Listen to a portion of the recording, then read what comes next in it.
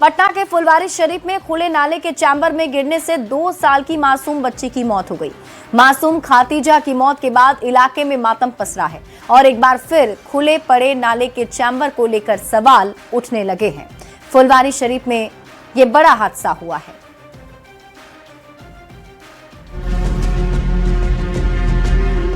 पिता के कंधे पर पड़ी ये है 2 साल की मासूम खातीजा। खातीजा अब कभी उठ नहीं पाएगी। वो हमेशा हमेशा के लिए मौत की नींद सो चुकी है। खातीजा मरी नहीं, उसे सिस्टम की लापरवाही ने मार डाला। वही सुन के हम लोग आए यहाँ पर, लापरवाही का नतीजा है। ये लाचार पिता असम से परिवार का पेट भरने बिहार आया था, लेकिन बेटी के शव को कंधे पर रखकर इधर से उधर भटकने को मजबूर है। दूसरी ओर बेटी की मौत के बाद मां का रो रो कर बुरा हाल है।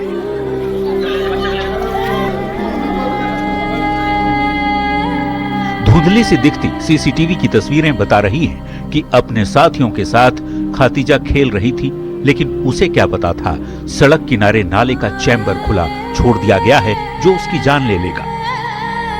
आप जो है तस्वीरों में भी देख सकते हैं, यही वह जगह है जहां बच्ची खेलते खेलते आई और यहां पर गिर गई। बच्ची यहीं गिरी है और गिरते के साथ ही जो है बह गई और बहकर आगे जो है उसे फिर निकाला गया। खातीजा खेलते खेलते सड़क किनारे खुले पड़े नाले के चैम्बर में जा गिरी। आसपास के लोगों ने जब तक उसे बाहर निकाला तब तक काफी देर हो चुकी थी। वो आई थी कमाने के लिए, मगर वो अपने बच्चा गंवा दिया है। उसको इंसाफ मिलना चाहिए। हमेशा की तरह खबर मिलने के बाद पुलिस आई, शव को पोस्टमार्टम के लिए भेजा और सीसीटीवी फुटेज के आधार पर जांच की बात कहकर चली गई। बच्ची खेल रही थी, ध्यान नहीं दिया तो किसी तरह नाले में गिर गई है। लेकिन सवाल है, क्या खातीजा की मौत के गुनहगारों को कभी सजा मिल पाएगी? क्योंकि यहाँ तो सड़क के किनारे 1-2 नहीं बल्कि नाले के कई चैम्बर खुले पड़े हैं जो खुलेआम मौत को दावत दे रहे हैं। लेकिन सवाल पूछने पर नगर परिषद के अधिकारी बुड़कों पर दोष मढ़कर पल्ला झाड़ने में जुट गए हैं। लोग आरोप लगा रहे हैं नगर परिषद पर, और नगर परिषद से जब बात हुई तो उन्होंने कहा है कि यह बुड़कों द्वारा बनाया गया है और वो अभी तक सौंपा नहीं गया है। अभी कुछ ही दिनों पहले एनसीआर के नोएडा में गाड़ी सहित खुले नाले में गिरने से युवराज नाम के एक इंजीनियर युवक की मौत हो गई थी। दिल्ली में बाइक सहित गिरने से कमल नाम के शख्स की मौत हो गई और पटना में 2 साल की खातीजा खुले नाले की भेंट चढ़ गई। सवाल है, सड़क किनारे बने नाले कब तक जान लेते रहेंगे? और इससे भी बड़ा सवाल है, ऐसी लापरवाही करने वालों पर कोई कार्रवाई होगी? न्यूज़ 18 के लिए दानापुर से अमरजीत शर्मा के साथ ब्यूरो रिपोर्ट। फुलवारी शरीफ में कोचिंग की छत से गिरी छात्रा की पोस्टमार्टम रिपोर्ट सामने आ गई। पैर की हड्डी टूटी मिली, पीठ के साथ पिछले हिस्से में खरोंच के निशान हैं। घर वाले हत्या की आशंका जता रहे हैं और पुलिस और एसआईटी मामले की जांच में जुटी हुई है।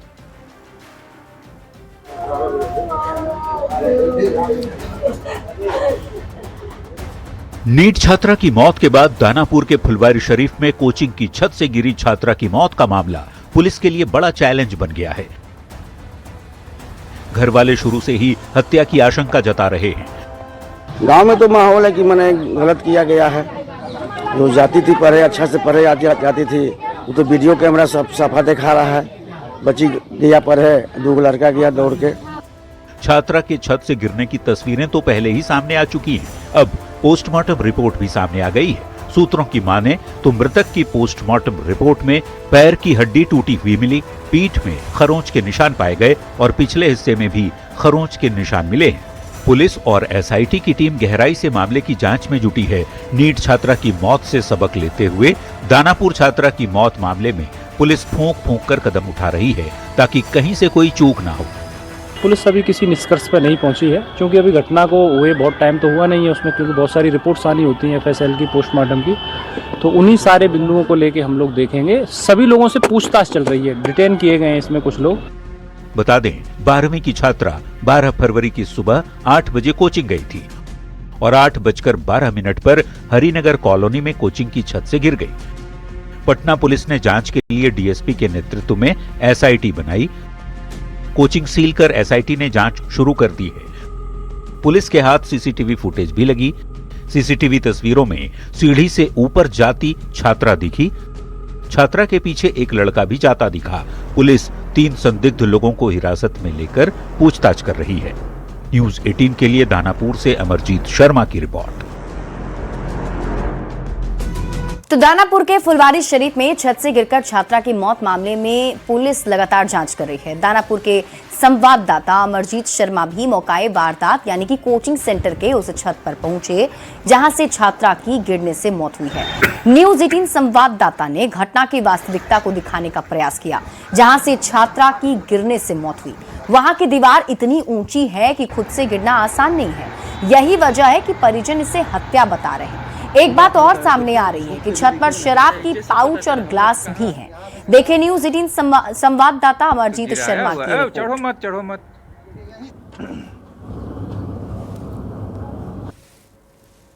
हम पहुंचे हैं वहां पर जहां से छात्रा नीचे गिरी और हम आपको बता दें ये ऐसी तस्वीर है जो सवाल खड़े करते हैं कि आखिर यहां से छात्रा गिरी तो गिरी कैसे। ये नहीं हो सकता कि खुद से गिर जाए, पैर पिछले और चक्कर आए और गिर जाए, ऐसा नहीं हो सकता। क्योंकि आप तस्वीरों में आप देख लीजिए, हम आपको बैक से दिखा देते हैं कि यहाँ जो ये जो आप देख सकते हैं कि ये जो छत का जो आपका जो दीवार है वो इतना ऊंचा है कि मैं भी चाहूं तो नहीं गिर सकता। आप देख लीजिए मेरी 5 फीट 10 इंच हाइट है और इसकी जो हाइट है लगभग 4.5 इंच हाइट है। तो यहाँ पर सवाल ये उठता है कि आखिर छात्रा नीचे गिरी तो गिरी क्यों, और इसमें जो है किसी का हाथ है या नहीं। परिजन जिस तरह से हत्या के आरोप लगा रहे हैं, कहीं न कहीं ये हत्या के आरोप सही दिखाई देता है। आखिर जो है किस तरह का शक है आप लोगों को? हम लोग का शक है कि उसका सब लोग इसको पहले मारना चाहा, नीचे में ही उसको मार दिया गया है। उसको रॉड से भी यहाँ पर घोंपा गया है और सब बोल रहा है, पुलिस भी बोल रहा है कि वो आत्महत्या किया है। तो हम मान रहे हैं कि किस वजह से की है। गलत रहेगी तब तो करेगी, तो हमको साबित कर दे, उसको जे कहेगा से करेंगे। हम साबित तो कर सकता है, पुलिस करेगा ना। साबित छात्रा थी उसके पीठ में भी निशान है, हाँ, पैर भी टूटा हुआ था। पैर भी टूटा हुआ, उसको में भोंका हुआ था, रॉड भोंका हुआ था 2 जगह। उसमें तस्वीर भी हम दिए हैं, मीडिया वालों को तस्वीर दिए हैं, सर को एसएसपी सर को दिए हैं। बाकी कोई रिस्पांस, सर भी रिस्पांस नहीं ले रहा है। उसको साथ जोर जबरदस्ती करने का कोशिश किया, इसीलिए नहीं करने दी, इसी में उसको आत्महत्या कर दे। तो परिजन का ये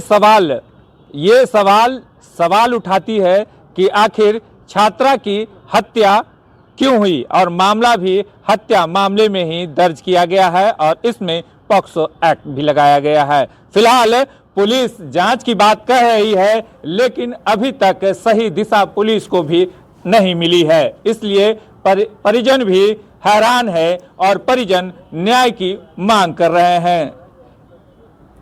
फुलवारी शरीफ से न्यूज़ 18 के लिए अमरजीत शर्मा। और इसी बीच रुक कर लेते हैं बड़ी खबर की ओर। पटना से बड़ी खबर मिल रही है। नीट छात्रा संवेदना की मौत मामले से जुड़ी बड़ी खबर आपको बताते हैं। शंभू गर्ल्स हॉस्टल पहुंची है सीबीआई की टीम और सीबीआई की टीम ने जांच पड़ताल शुरू की है। जांच के दौरान टीम ने रिक्रिएशन भी किया है। शंभू गर्ल्स हॉस्टल जहां छात्रा रहती थी वहां सीबीआई की टीम पहुंची है और बताया जा रहा है कि सीबीआई की टीम ने जांच पड़ताल शुरू कर दी है। जिस जगह पर ये पूरी घटना घटी है वहां फिर से सीन को रिक्रिएट किया गया है सीबीआई के द्वारा। तो बड़ी खबर आपको बता रहे हैं, पटना में नीट छात्रा मौत मामले से जुड़ी बड़ी जानकारी सामने आ रही है। सीबीआई की टीम अब इस पूरे मामले को लेकर एक्शन में नजर आ रही है और आज सीबीआई की टीम शंभू गर्ल्स हॉस्टल पहुंची थी। और इसी बीच आपको सुपौल से बड़ी खबर बताते हैं, जहां बताया जा रहा है कि अन्य पिछड़ा वर्ग कन्या आवासीय विद्यालय में सनसनीखेज मामला सामने आया है। हेडमास्टर विक्रम आदित्य पर कई गंभीर आरोप लगे हैं। कुछ छात्राओं से अकेले कमरे में मिलने का आरोप है, अन्य छात्राओं से भेदभाव का आरोप है। शिकायत के बाद हेडमास्टर से स्पष्टीकरण भी मांगा गया और जांच में फिलहाल मामले की विस्तृत जांच टीम कर रही है। तो इस वक्त की बड़ी खबर आपको बता रहे हैं, बड़ी जानकारी सुपौल से, जहां +2 अन्य पिछड़ा वर्ग कन्या आवासीय विद्यालय में सनसनीखेज मामला सामने आया है। बताया जा रहा है कि हेडमास्टर विक्रम आदित्य पर कई गंभीर आरोप लगे हैं। कुछ छात्राओं से अकेले कमरे में मिलने का आरोप है उन पर, और अन्य छात्राओं से भेदभाव का भी आरोप है। शिकायत के बाद हेडमास्टर से स्पष्टीकरण मांगा गया है और अब टीम पूरे जांच की में जुटी हुई है और मामले की विस्तृत जांच की जा रही है कि आखिर ये पूरा मामला क्या है, क्योंकि ये गंभीर आरोप लगाए गए हैं हेडमास्टर पर। तो इस वक्त की बड़ी खबर सुपौल से सामने आ रही है, जहां बता दें कि +2 अन्य पिछड़ा वर्ग कन्या आवासीय विद्यालय में सनसनीखेज मामला सामने आया है। गंभीर आरोप हेडमास्टर विक्रम आदित्य पर लग रहे हैं। बताया जा रहा है कि कुछ छात्राओं से अकेले कमरे में मिलने का आरोप हेडमास्टर विक्रम आदित्य पर है। और न्यूज़ 18 संवाददाता अमित अधिक जानकारी के साथ जुड़ गए हैं। अमित, क्या है ये पूरा मामला? देखिए, ये काफी संगीन आरोप ये सामने जो आया है कन्या विद्यालय का है। ये आवासीय विद्यालय जहाँ पर 164 बच्चियां पढ़ रही हैं और ये वहाँ के हेडमास्टर पे ये आरोप लगा है। और जिसके बाद नोडल पदाधिकारी ने के पास ये कंप्लेन गया था और उनके प्रतिवेदन पर जिला कल्याण पदाधिकारी ने एक स्पष्टीकरण मांगा है, जिसके बाद टीम भी, जिला प्रशासन की टीम भी इस मामले की जांच कर रही है और फिलहाल अभी जांच जारी है। लेकिन जो संगीन आरोप लगा है ये काफी चिंता का विषय है। इस तरह के आवासीय विद्यालय में इस तरह की बातें छात्राएं के साथ हो रही है और तो अब तक जिला प्रशासन इस पर संज्ञान क्यों नहीं ले सका था। अब जब ये कंप्लेन सामने आया है तो पूरी तरह से जिला प्रशासन की टीम एक्शन में आई है और जांच टीम इसकी जांच कर रही है और जल्द ही मामले का पटाक्षेप होने की उम्मीद जताई जा रही है। ठीक है अमित, आप इस खबर पर नजर बनाकर रखिए। शुक्रिया इस अपडेट के लिए। और अब बात करते हैं पटना पुलिस के बदजुबान दारोगा की, जिसने बेटी के लापता होने पर ऐसी बात कही जिससे आपका सिर भी शर्म से झुक जाएगा। बात सिर्फ पटना पुलिस तक सीमित नहीं है। बेगूसराय में एक नाबालिग लड़की 3 महीने से लापता है, लेकिन पुलिस ने अब तक कोई कार्रवाई नहीं की। सवाल ये कि जब बेटियों के साथ बिहार में लगातार वारदात हो रही है तो ऐसे में पुलिस इतनी लापरवाह कैसे हो सकती है? बेटी हुई गायब तो थाना प्रभारी के बिगड़े बोल, ऐश मौज करके खुद ही वापस आ जाएगी। ऐसे थाना प्रभारी का इलाज क्या है? राजनगर थाना का मामला है सर। FIR होने के बाद कहते हैं कि आपकी बेटी 1-2 महीने में ऐश मौज करके वापस आ जाएगी। नहीं, गलत है, कार्रवाई होगी।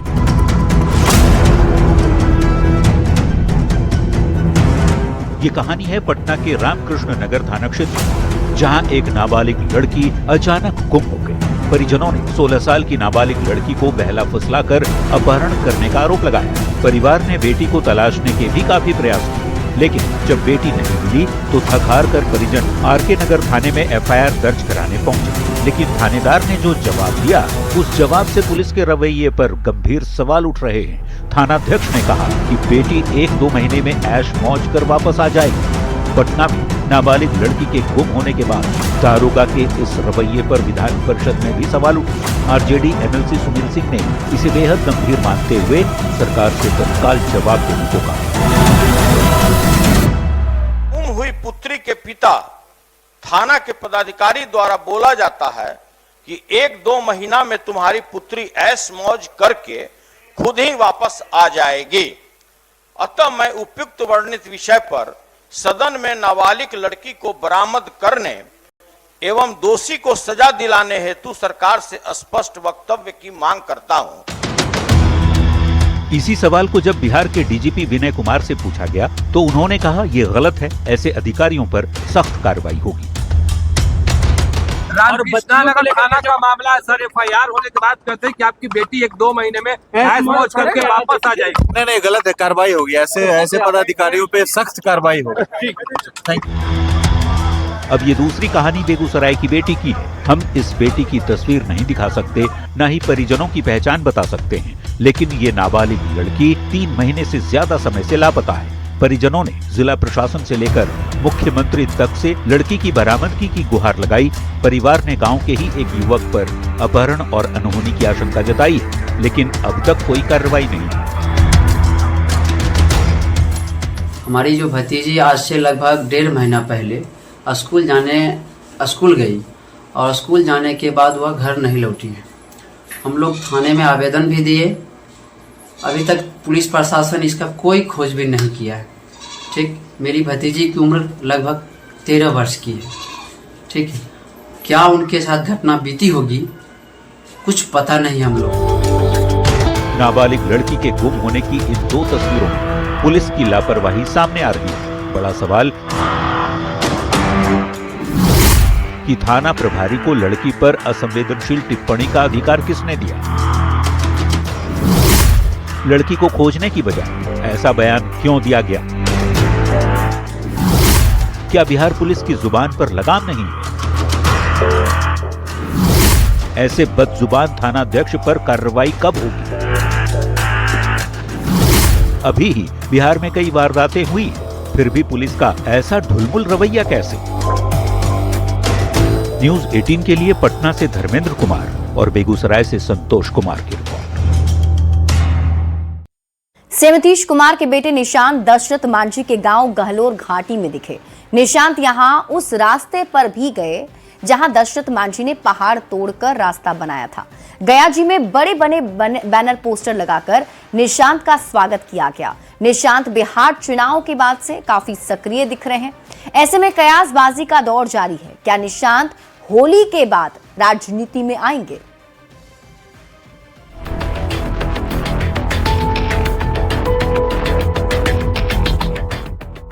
ये तस्वीरें गया जी के गहलोर घाटी की है, जहां सीएम नीतीश के बेटे निशांत कुमार उस रास्ते को देख रहे हैं जिसे दशरथ मांझी ने पहाड़ तोड़कर तैयार किया था।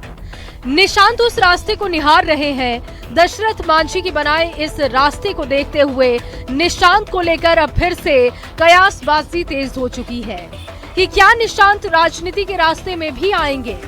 इंजीनियर निशांत कुमार जी बिहार की राजनीति और जनता दल यू की राजनीति में प्रवेश करें, सांगठनिक कार्यों में रुचि लें। हाँ, निश्चित तौर पर इस मुद्दे पे जो अंतिम निर्णय होगा वो जनता दल यू के सर्वमान्य नेता।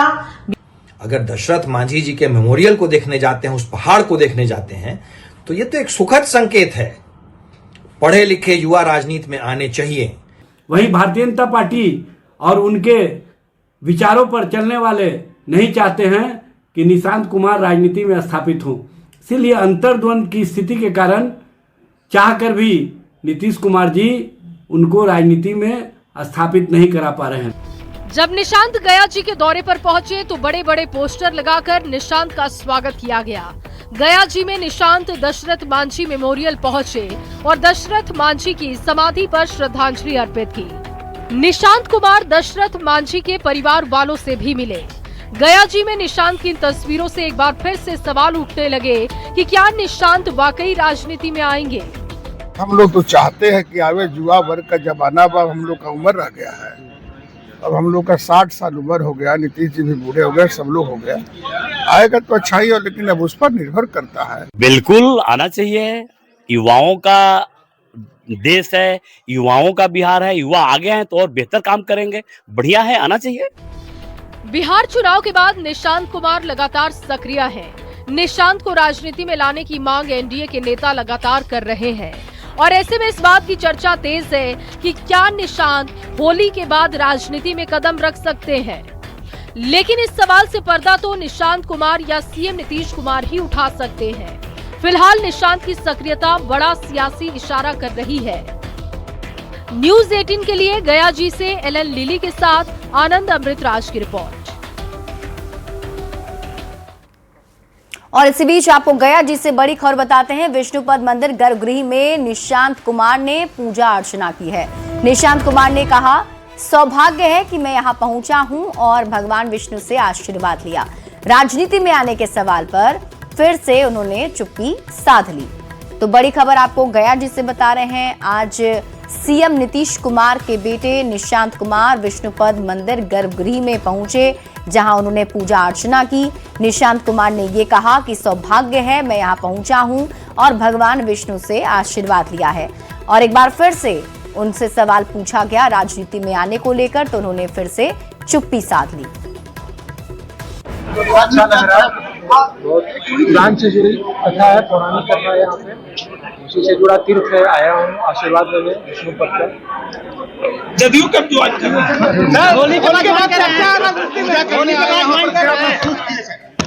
बहुत अच्छा लग रहा है, सौभाग्य मेरा कि मैं यहाँ आ सका। और इसी बीच रुक कर लेते हैं बड़ी खबर की ओर। आरा से बड़ी खबर सामने आ रही है, जहां नगर थाना हाजत से कैदी फरार हो गया है। बाथरूम जाने का बहाना बनाकर कैदी फरार हो गया। हथकड़ी सरकाकर कैदी भाग निकला है। चोरी के मामले में गिरफ्तारी हुई थी। थाने की सुरक्षा पर अब गंभीर सवाल उठ रहे हैं। फरार आरोपी की तलाश में पुलिस की टीम जुटी हुई है। तो इस वक्त की बड़ी खबर आपको आरा से बता रहे हैं, नगर थाना हाजत से कैदी फरार हो गया है। न्यूज 18 संवाददाता चंदन कुमार की ये रिपोर्ट देखिए।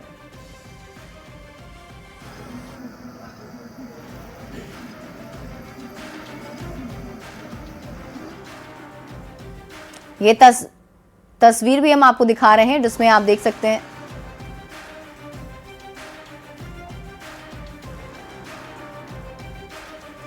खबर आपको छपरा से दिखाते हैं, जहां पुलिस ने पिछले 48 घंटे में 16 नाबालिग लड़कियों का रेस्क्यू किया है। ऑर्केस्ट्रा संचालकों के ठिकाने पर छापेमारी के बाद लड़कियों को मुक्त कराया गया। बता दें कि मानव तस्करी के खिलाफ विशेष अभियान चलाते हुए सारण पुलिस ने बड़ी कार्रवाई की। मामले में ऑर्केस्ट्रा से जुड़े 7 आरोपियों को गिरफ्तार भी किया गया है। छापेमारी के दौरान उत्तर प्रदेश, असम, पंजाब, पश्चिम बंगाल, बिहार और उड़ीसा की लड़कियों को बरामद किया गया। फिलहाल पुलिस आगे की कानूनी कार्रवाई में जुटी हुई है। तो मानव तस्करी के खिलाफ ये बड़ा अभियान पुलिस ने चलाया है। ऑर्केस्ट्रा संचालकों के ठिकाने पर पुलिस की टीम ने रेड की, जिसमें बताया जा रहा है कि 48 घंटे के भीतर 16 नाबालिग लड़कियों को मुक्त कराया गया और ऑर्केस्ट्रा से जुड़े 7 आरोपी को गिरफ्तार किया गया है। सड़कों की गुणवत्ता से खिलवाड़ करने वाले ठेकेदारों पर अब सरकार ने सख्ती दिखानी शुरू कर दी है। पथ निर्माण विभाग ने बड़ी कार्रवाई करते हुए दरभंगा स्थित निर्माण company RL Chaudhary Infratech private limited को 10 सालों के लिए ब्लैकलिस्ट कर दिया है।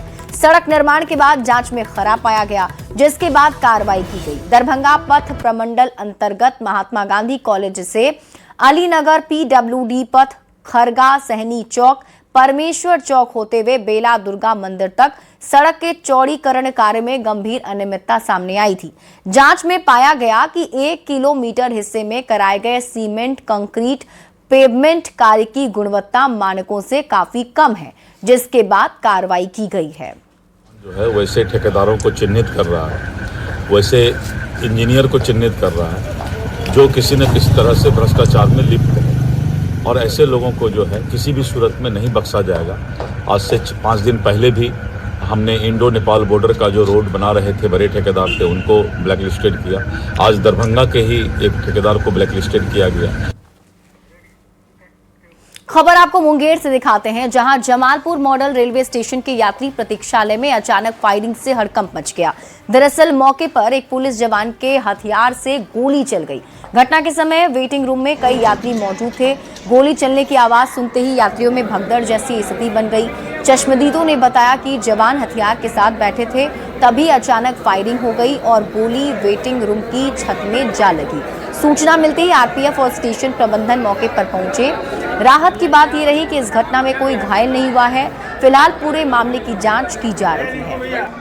हाँ, बैठे हुए थे और 2 पुलिस थे मेरे जस्ट बगल में, तो बगल में थे, वो रील स्क्रॉल कर रहे थे, जिसकी वजह से उसका जो मतलब गोली था वो सीधे लाइन में था। सीधे लाइन से डायरेक्ट फायरिंग हुआ गलती से उससे, और उसको पता भी नहीं चला कि फिर इधर उधर देखने लगा जब फायरिंग हो गया। तो फिर बाद में हम लोग को पता चला, तो यहाँ पे भीड़ हो गया, तो बस पूछने हम लोग यहाँ पे बैठे थे, मैं और मेरे मम्मी, बगल में वो दोनों पुलिस थे और तो ऊपर उसके ऊपर थे। तो अचानक से आवाज़ आई, देखे कि ऊपर में जाना। अगर इस तरह बात है तो हम लोगों का हमला होता था।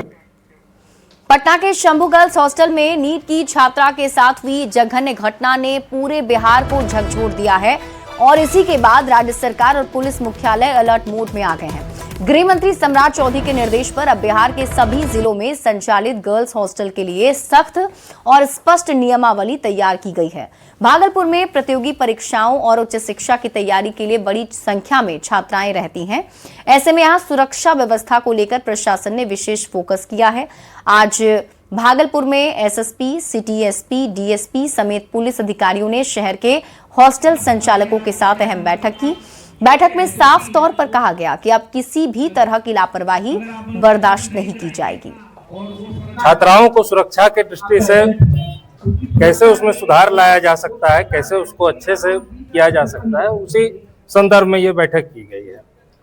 उसी में हम लोगों का भी कुछ मांग है कि किस तरीके से हम लोग चला सकते हैं इसको और बेहतर से, और प्रशासन की तरफ से भी हम लोगों को दिशा निर्देश दिया जा रहा है कि और अच्छे से कैसे इसको किया जा सके। गर्ल्स हॉस्टल के संचालक हैं, उनके साथ एक महत्वपूर्ण बैठक की गई और इसमें बिहार पुलिस के द्वारा जो पुलिस हेडक्वार्टर के द्वारा जो एक एसओपी निकाला गया है और जिसमें कि बोला गया है कि जो भी मतलब स्टैंडर्ड्स जो ये हॉस्टल संचालकों को फॉलो करने हैं, जैसे कि सीसीटीवी कैमरा अनिवार्य है, जो वहाँ के जो हॉस्टल में जो स्टाफ काम करता है उसका पुलिस सत्यापन होना चाहिए। बिहार क्रिकेट एसोसिएशन की तरफ से बिहार के खिलाड़ियों को आज सम्मानित किया गया। इस साल बिहार क्रिकेट टीम ने 3 बड़े टूर्नामेंट अपने नाम किए हैं। उसी के मद्देनजर रणजी की टीम, विजय हजारे टीम और सीके नायडू टीम को बिहार क्रिकेट एसोसिएशन की तरफ से सम्मानित किया गया है। ट्रॉफी, विजय हजारे ट्रॉफी या फिर सीके नायडू ट्रॉफी, ये तमाम ऐसे ट्रॉफी हैं जो बिहार के खिलाड़ियों ने अपने नाम किए हैं और उन खिलाड़ियों को बिहार क्रिकेट एसोसिएशन की तरफ से सम्मान से नवाजा भी गया है। और यहाँ देख सकते हैं कि रणजी ट्रॉफी के जो विजेता हैं वो अपने हाथों में ट्रॉफी लेकर आज बिहार क्रिकेट एसोसिएशन की तरफ से सम्मान पाकर काफी खुश भी नजर आ रहे हैं और खिलाड़ियों का मनोबल भी काफी हाई हुआ है। आप लोगों को ट्रॉफी मिली, आज सम्मान समारोह में मिला। हाँ जी, बहुत काफी अच्छा लग रहा है। पहली बार ये प्रोग्राम हो रहा है तो काफी अच्छा लग रहा है। मतलब अवार्ड तो कई जीते होंगे, बिहार क्रिकेट एसोसिएशन की तरफ से पहली बार सम्मान। हाँ जी, ये पहली बार ये ऑर्गेनाइज हो रहा है तो काफी अच्छा लग रहा है सारे प्लेयर्स को।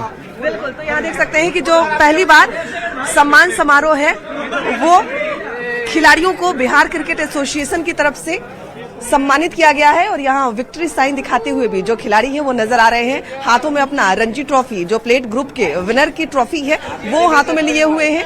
चेहरे इनके खुश नजर आ रहे हैं क्योंकि इस साल बिहार के जो क्रिकेटर हैं उन्होंने कई ट्रॉफी अपने नाम की है। चाहे रणजी ट्रॉफी की हम बात कर ले, विजय हजारे ट्रॉफी की हम बात कर ले, सीके नायडू ट्रॉफी की हम बात कर ले, ये तमाम ट्रॉफी इस साल बिहार के खिलाड़ियों ने अपने नाम की है। और ये कुछ कैसा लग रहा है? बहुत बढ़िया मैम। सम्मान हुआ बिहार की तरफ से। हाँ जी, बिहार क्रिकेट एसोसिएशन ने सम्मानित किया है। हाँ, अच्छा लग रहा है। हाँ, अच्छा लग रहा है। तो ये तमाम जो ट्रॉफी के विजेता हैं उन्हें बिहार क्रिकेट एसोसिएशन की तरफ से सम्मान से नवाजा गया है, खुश नजर आ रहे हैं। और बिहार क्रिकेट एसोसिएशन की तरफ के लिए भी ये आज गौरव का पल है क्योंकि पहली बार इस तरीके से तमाम खिलाड़ियों को बुलाकर बिहार क्रिकेट एसोसिएशन ने सम्मान से उन्हें सम्मानित किया है। कैमरामैन अजय दुबे के साथ विनीता मिश्रा, न्यूज़ 18 पटना।